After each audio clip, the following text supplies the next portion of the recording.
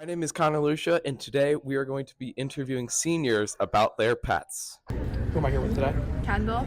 And how many pets do you have? I have 7. Is there any you want to share about? Yeah. This is Fluffball, and then this is Delilah, other known as Dilly, and then this is Snickers, and then this is Stella, and then this is May. This is my dog Deacon, and this is Millie, my fish. And I love them all. Who am I here with today? Maddie Halicki. And what kind of pets do you have? I have 3 cats, but today I'm going to be talking about one in particular. He is insane. He was born in May, so he's not even a year yet.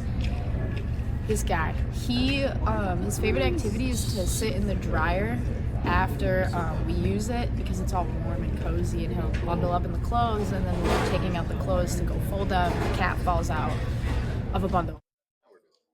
Who am I with? We are with Dom today.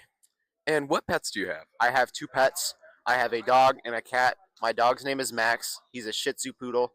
And my cat, her name's Lana, and she's really fat. We love to hear that. Who am I with today?